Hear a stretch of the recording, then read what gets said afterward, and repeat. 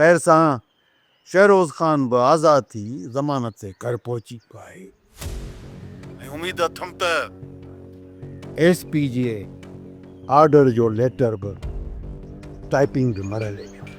यानी इहो कमु अॼोके ॾींहं में थियण जी उमेद आहे। उमेद न पक अथमि त थी वेंदो, छो जो मामिलो CM ताईं पहुतल आहे। शहरोज़ कीअं या त कोन हारियो अथई न। बिजार ख़ान तूफ़ाननि में वणनि जा टार भली भॼंदा बि आहिनि, पर जबल जूं चोटियूं कॾहिं बि न घिसंदियूं आहिनि। मुंहिंजो शहरोज़ ख़ान खीर थर जबल आहे, खीर थर जबल, जंहिंजूं चोटियूं आसमान सां घिसंदियूं आहिनि। खीर थर जबल खे कॾहिं ओखी वाओ लोॾियो आहे छा? मूं बैठे शहरोज़ ख़ान जी बहादुरी ऐं जुरत जा घणा किसा ॿुधाए। ख़ैर हाणे तव्हां छा सोचियो आहे? छाजे बारे में? जेकॾहिं जवान ऐं बहादुर जी मंग SP बणिजी वञी त छा हुनखे जग ताना ॾे मारे कोन छॾींदो? बियार ख़ान SP जे हवाले सां ज़रूरी सलाह मशवरो करण जे लाइ त मूं तव्हांखे कॉल कई आहे। तव्हां हुकुम कयो, मां हर लिहाज़ खां तव्हांजो साथ ॾियण जे लाइ तयारु आहियां। त पोइ मुंहिंजी ॻाल्हि गौर सां ॿुधो। ऐं चाहियां थो त इहो SP जल्द खां जल्द हितां चुटकीअ में हितां रफू चकर करे सघूं था, छा सम्झे?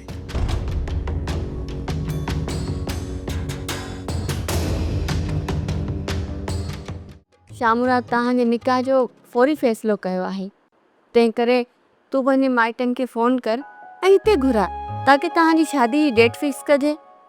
जी आंटी, मां अॼु राति बाबा जन सां ॻाल्हाए ॾिसां थो। रुगो ॻाल्हाए ॾिस न ज़र अली, पंहिंजे पेरेंट्स खे कंहिं बि सूरत में घुराए वठि। शामूरात खे मूं ॾाढी मुश्किलनि सां राज़ी कयो आहे ॻोठु छॾण ते, बल्कि हू त इन ॻाल्हि ते राज़ी थियो आहे त पहिरीं तव्हां ॿिन्हिनि जो निकाह थींदो। चाचा साईं जो ॻोठु छॾण जो फ़ैसिलो ठीकु हो। कॾहिं कॾहिं जंग में 4 वेखूं पुरते हटण में एब नाहे। तूं बि ज़िद्दी ऐं अनापरस घटि नाहीं ज़र अली। तो बिल्कुलु सही चई रही आहीं चांडो की ज़र अली ऐं तुंहिंजे बाबा जो मिज़ाज हिकु जहिड़ा ई आहे। आंटी, हू चवंदा न आहिनि उठ ऐं पुट डिंगा भला। तव्हांखे त चाचा साईं ते फ़ख़ुरु करणु घुरिजे। मूं सॼी ज़िंदगी हुनजी ज़िद खे भोॻियो, हा, पर हुनजे साथ ते फ़ख़ुरु कयो आहे। उनखे सवाइ मूं वटि ॿियो रस्तो ई कहिड़ो हुयो? वाह, सोप सीरियल वेरन जी वस्ती तमाम एपिसोड्स ॾिसो HD क्वालिटीअ में। विज़िट करियो असांजो YouTube channel Sindh TV HD drama. Subscribe कयो असांजो official YouTube channel Sindh TV HD drama ऐं वधीक अपडेट लाइ बेल आइकन खे क्लिक करियो।